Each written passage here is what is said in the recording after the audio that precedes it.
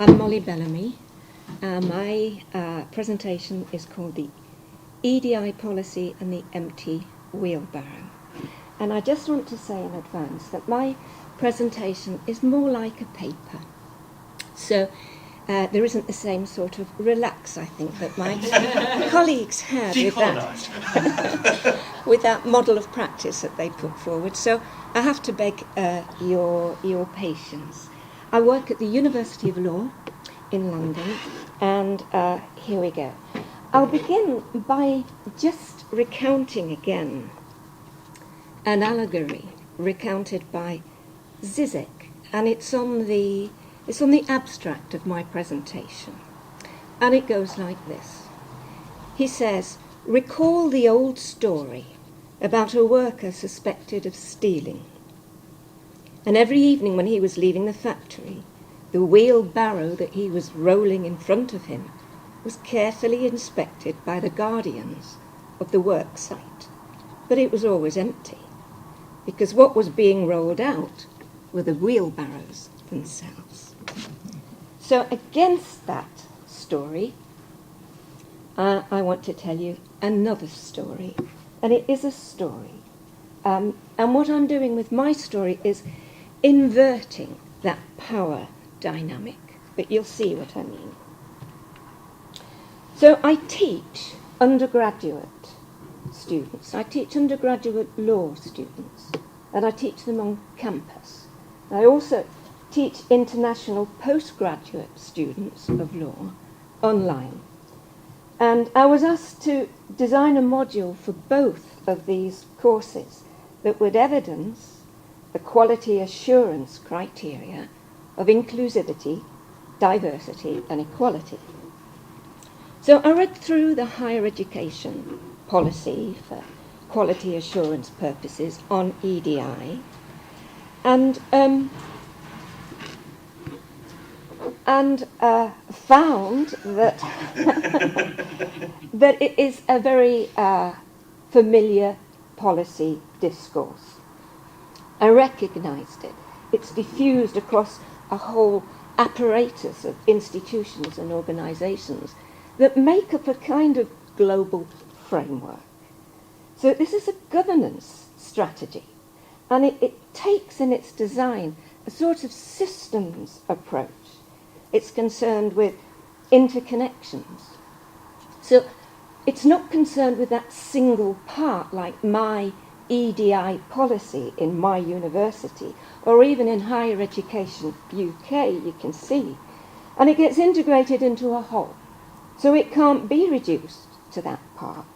And this was in itself a sort of bit of a revelation, to see the complex network style of governance that we have here, and that my university's EDI policy is a part of. And it's a network of governance that's seeking transformation in an international way. It's globalisation.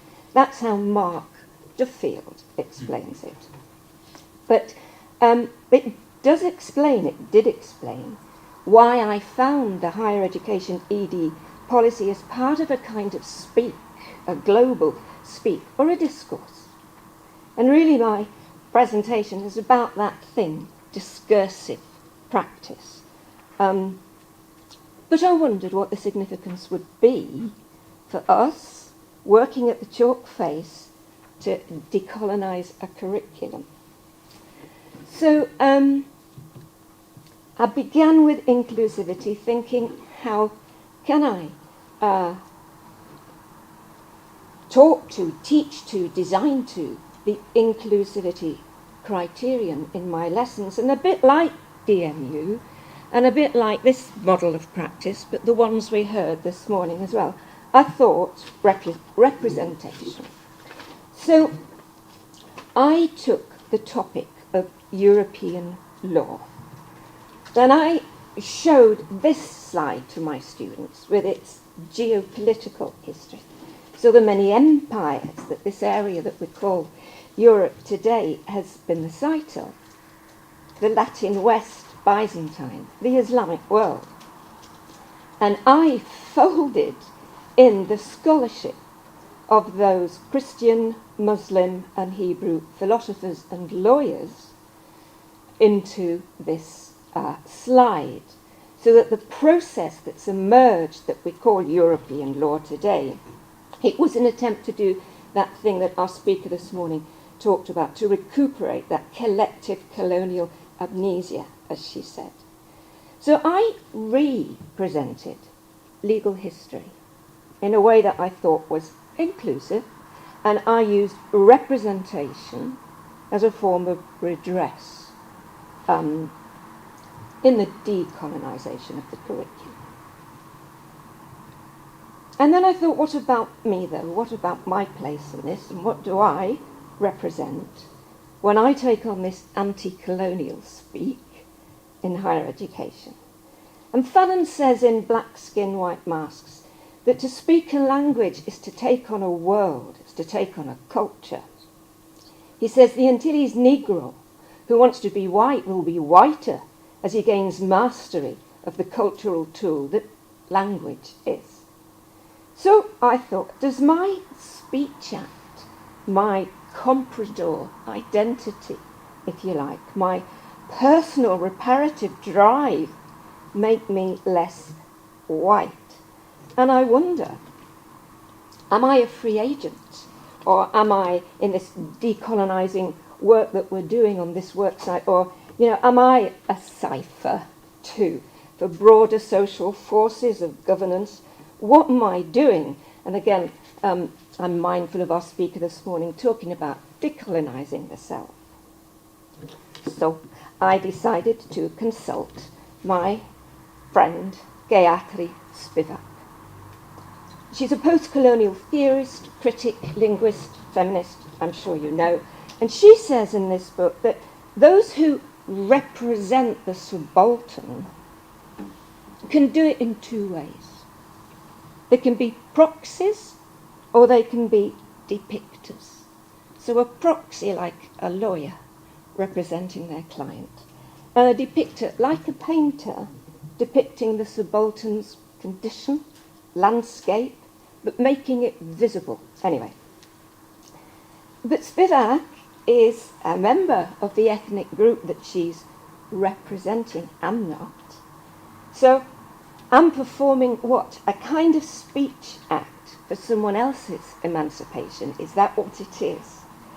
Do I do it anyway, as it were, in self-aware bad faith, as one feminist put it, or because I'm a member of another marginalised group, a woman, or because I'm an academic, or because I have this personal reparative drive, or because I think it's worth it? And that's a tricky position, I thought, to manage. All the more so because Spivak goes on in this book to say how even the best minds in the academy, I'm talking Foucault and company, how they effectively contribute to the reproduction of what she calls epistemic violence. Reproducing the very, as we heard this morning, Western epistemic hegemony that is the master's house that we're all trying to dismantle. By being an academic, she says, I am perpetuating this colonising project. So, of course, this kind of nuance that I'm talking about my positionality, it gets glossed over by that policy nexus. When that policy literature uses the term inclusivity, it uses it as a kind of citizenship concept. It sounds inclusive, it sounds nice, it sounds wholesome, but we know that inclusion and exclusion are two sides of the citizenship coin, and that it works in a symbiotic process, and that there is an interface where they meet and cross even, and it acts also as a force of exclusion, as any asylum seeker can tell us. And that the inclusive vocabulary in that nexus of policy used by policymakers of participation and collaboration and partnership, either in higher education, in modules that are designed like mine in collaboration with BAME students, for example, or those agreements, arbitration agreements used in North Sea relations. There are those interfaces there, they exist, where inclusion acts as a structural and symbolic, on a structural and symbolic level, as a force for exclusion. So the Equality Act 2010 that was mentioned this morning, is that list. Our speaker said those marginalised tropes. It gives a list of protected characteristics, doesn't it? We know. It acts also, for example, as an inclusive ethic. That is the attempt. That's why we have the Equality Act. But it excludes class. Don't know how that happens, but it does.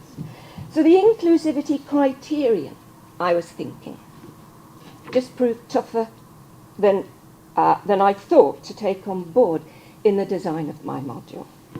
Is representation enough? That's the question. So diversity, I thought it would be simpler, really. I mean, it's easier to evidence as a criteria in the design of my module. And the on-campus student population and the international student population is very diverse. We have a third of the student population are international students. There's a high presence, then, of the global majority amongst the students. So I remembered, though, a moment a long time ago in 1979 when I went to a major international feminist conference in New York, and it was celebrating the 13th anniversary of the Second Sex, de Beauvoir's opus, that magnificent piece. And there were all the good and the great there in the world of feminism. And it was a moment, it was an important moment, because it was when feminism was starting to break that glass ceiling. And we were there, and then suddenly Audre Lorde got up and asked why white feminism was not addressing the differences between women. She said, if white American feminist theory need not deal with differences between us, and the resulting difference is our oppression, then how do you deal with the fact that the women who clean your houses and tend your children while you attend a conference on feminist theory are, for the most part, poor women and women of colour?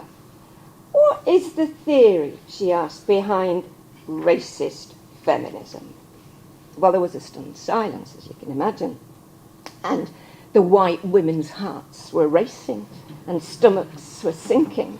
And it was a moment, and I quote, white women discovered, that is, they were forced, kicking and screaming, to notice that the non-innocence of that term, woman. So a difference, needless to say, it's become a given with feminist theory. It coheres here, which is why I'm talking about it. Now, for example, there isn't one feminism but many. It got pluralized at that conference. Feminism was marked after that by differences in class, ethnicity, race, sexuality, black feminism, Latina feminism, and so on. But the policy term diversity doesn't go there. Again, it's got a nice ring about it, doesn't it? Like inclusivity, or solidarity, or something. It sounds celebratory. We want to celebrate cultural difference. But, well, in my case, I need to manage cultural difference in terms of the QA, but diversity can't do that as a term of reference. I mean, it can't. It just can't. As can't inclusivity. It's not recognising those power differences. The ones that were there at that conference, for example, those power relations between the internal differences. All of that gets glossed over, we know, by the term diversity, language. And then in a collaborate session with one of my international students, I'd asked them to consider the Solicitors Regulation Authority, the SRA, set of professional ethics, these principles of honesty and integrity. And one student said, well, they're fundamental to faith. She said, what do you mean? I said, just that, she said. What's faith got to do with it? I said. And then I felt the whole room of avatars from Ghana, from Pakistan, from Romania kind of lean in. And again, it was another moment, kind of stunned silence moment, because in our secular Western value base, we don't concede religio-cultural orientations, as Pasha has said, orientations of thought, and we find it hard to move beyond not just the pedagogies, but the epistemologies of the Enlightenment reason.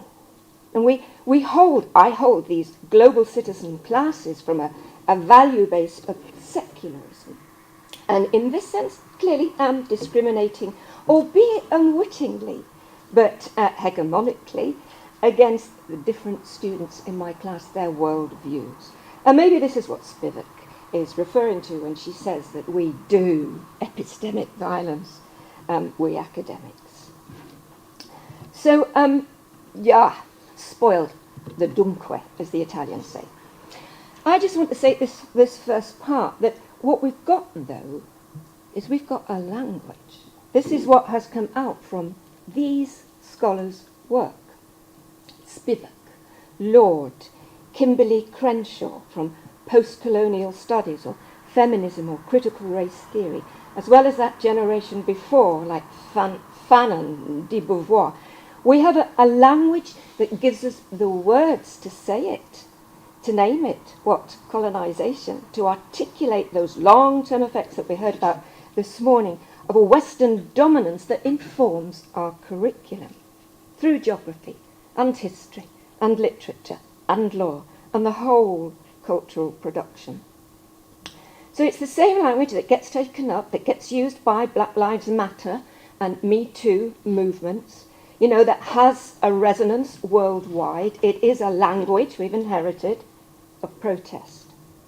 But so when we see this language of protest that represents grassroots pushing up, pushing back, that thing, when we see it being used also by those in the halls of power, those policymakers, this same discourse flowing down, it's not just words, it's a whole discourse. So it flows down as the group pushes up. We wonder what it means. Because when policy is conflated with politics in this way, so that they meet in the middle, we're confused. The boundaries get blurred, sfumato. Where do we stand? Does it mean then that there is no subaltern anymore? Or are we all subalterns? What is this reconfiguration of a protest discourse? EDI, what does it mean? It's an inversion.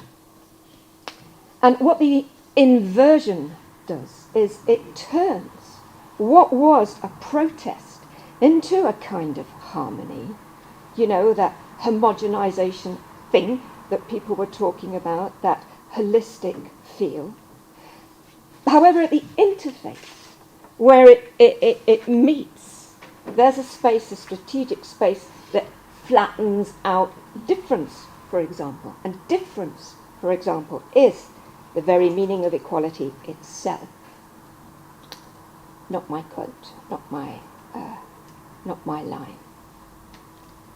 So, equality. Well, I turned to my undergraduate law students and my international postgrad students in search of some ground truths in relation to equality. And one black man from Manchester asked me if he could do his dissertation on the criminalisation of rap and grime music. I said, what? This is law. He said, yeah. I said, so what's your rationale? He said, well, I've got a friend called Abe from Moss Side, and he was touted to be a lawyer as well, but he's serving time now. He's been convicted for murder by association with a gang membership. And drill music, he said, in a joint enterprise case. And he said, this student of mine, that he felt that he too would constitute one of those usual suspects in a similar context. And he abhorred the ways in which the term gang was getting used in courts by prosecutors and judges to stereotype young black working class males. A white woman in my tutorial group said she wanted to do her dissertation on the use of NDAs, non-disclosure agreements, as a gagging clause to silence students from making sexual misconduct claims. And one Muslim student from Bradford deferred. He said he was struggling with the fallout from comments made in the news recently by leading politicians who singled out one ethnic group to be predominantly more likely to be involved in child grooming gangs. And I thought, hang on a minute, this is not epistemic violence, it's structural violence. What got called this morning by our speakers, that white-centred world, I think Kashir Patel was saying, those racist barriers Katie Norrington spoke of, structural violence. And if stereotypical language is being used by the criminal justice system, it's both cause and manifestation of structural disadvantage and discrimination, says Timmer. And if NDAs are being used to silence women on sexual harassment matters, well, that's weaponising legal instruments to protect the guilty.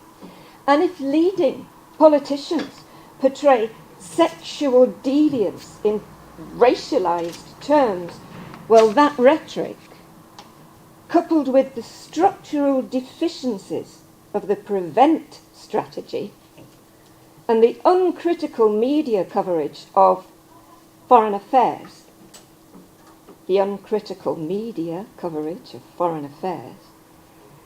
that stuff stands to incite wider racism and Islamophobia in the public sphere. But these are mechanisms of structural violence. They're embedded in society. We know these terms. Systemic elements that shape the everyday lives of my students. So how do we teachers engage with that?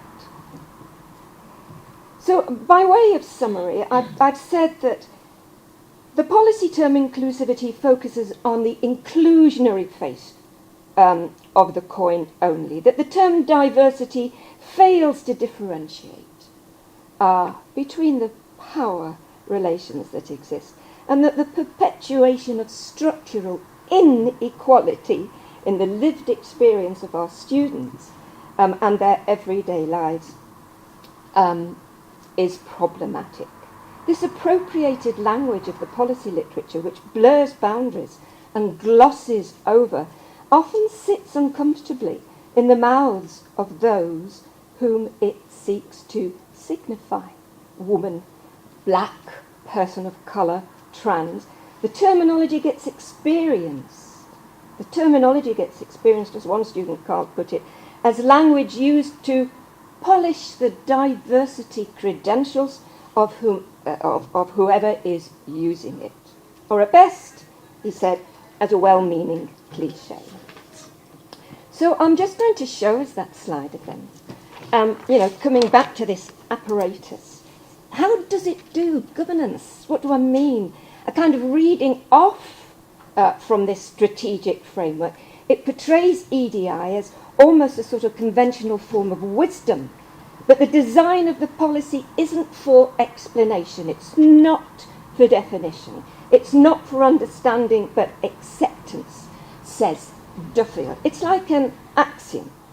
And these three terms of inclusivity, diversity, equality, inclusivity, they're disaggregated like variables in a kind of model EDI clause for inserting into organisational literature to protect the organisational interests.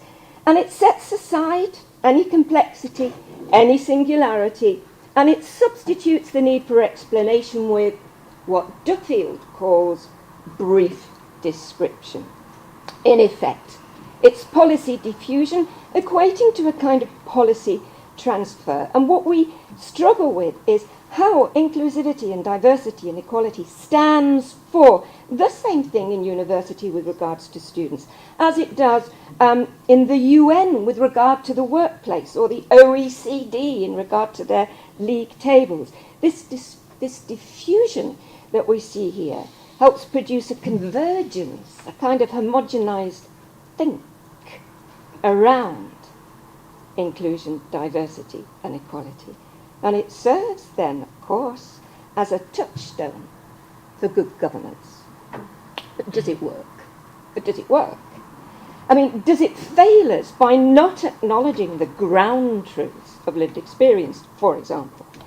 Do we have to do what the white feminists did at their peak of success after Lord's intervention at that seminal conference and ask, what are the failures of this success? So I tell myself to be mindful, and I say that whilst I'm busy checking for the tools on my work site, like the good guardians in the allegory, to dismantle the master's house and decolonise the curriculum, mindful that I don't get distracted by those tools and miss what is actually getting rolled out, as it were, under my nose, by stealth, in plain sight. The wheelbarrow.